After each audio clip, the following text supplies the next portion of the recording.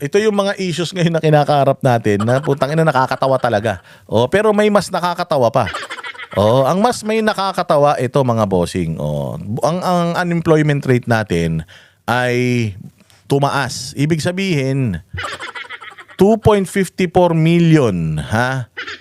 Ayan from 196 in September naging 2.54 million yung itinaas ng September. 1.97 million noong October 2024.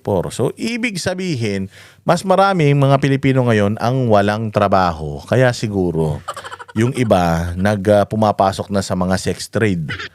At baka sakali mabigyan ng tip ng mga senador. Ganyan. Pero malaking problema ito mga Pilipino. Kasi, napakayabang ng administrasyon na ito na sinasabi nila maganda ginagawa nila sa bayang Pilipinas, sinasabi nila maayos ang ekonomiya, pero kita ninyo pababa yung employment rate natin at pataas ng pataas yung mga walang trabaho sa Pilipinas. Diyos mio.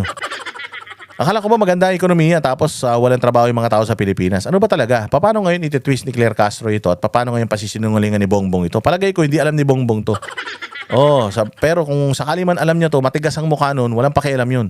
Kahit naghihirap ng mga Pilipino, sasabihin pa rin ng mga Marcos magnanakaw na yan na maayos ang Pilipinas. Pero dito makikita, coming from GMA News, na yung ages 15 and above na mga Pilipino ay walang trabaho.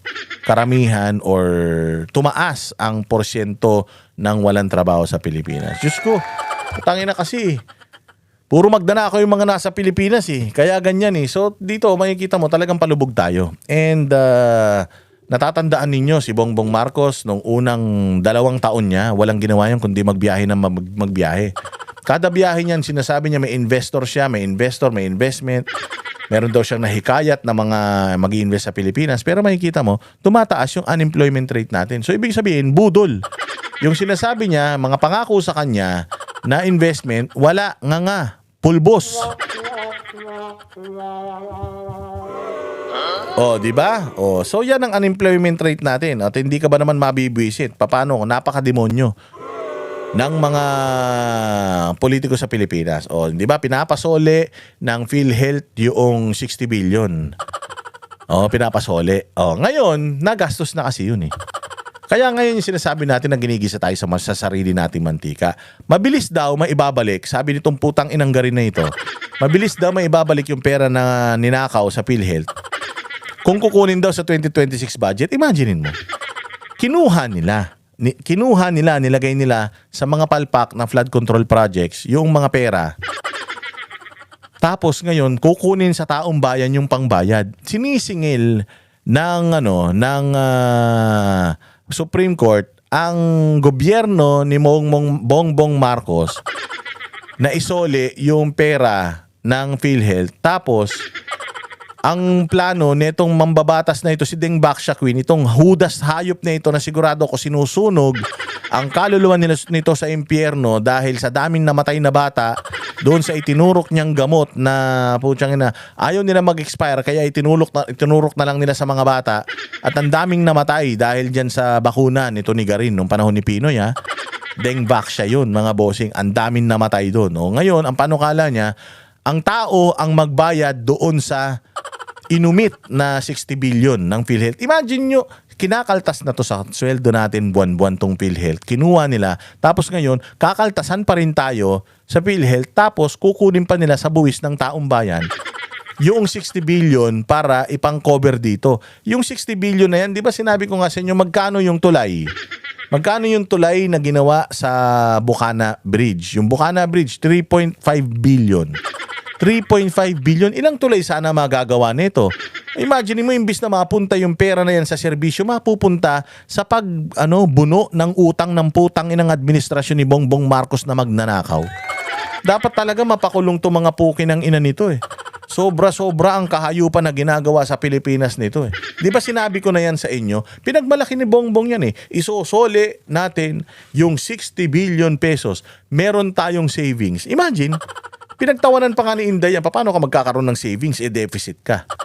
Naisoli na ba ni Bongbong Marcos yun? Simula nung ipinangako niya yun? Hindi pa. Anong plano nila? yung budget sa 2026, yung pera natin dyan, kukunin natin yung 60 billion, babayaran natin to. Oh, kanino bang pera yung budget sa 2026? Di ba sa atin? O bakit hindi sila ang magbayad? Sila naman ang nagnakaw niyan. Bakit kailangan ipasan na naman nila sa balikat ng mga Pilipino na magkanda kuba na nga, babayaran pa natin yung mga corruption nila. Sobra-sobra talaga, kaya po ewan ko itong mga taga Iloilo, bakit binoboto nyo ito si Garin?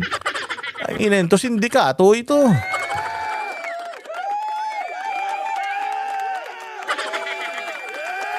Walang hiya at kami ang boses ng masa, hindi natatakot. Katotohanan lang, di kami nalulunod. Walang bahid ng sismis, lahat ay totoo. Kahit sino ka pa, pag mali ka babanatan ka. Walang pinipili kulay, wala kaming kinikilingan. Basta para sa bayan, kami lalaban. Pag tama palapakan, pag mali banatan. Di matitinag, di matatakot, para sa bayan tuloy ang sigaw. Sa harap ng kamera, walang halong takot. Mga baluktot, lahat kayo'y tutumba. Ang hustisya at totoo, yun lang ang mahalaga. Kahit sinong harang, di kami matitinag. Walang pinipiling kulay, wala kaming kinikilingan. Basta para sa bayan, kami lalaban. Pag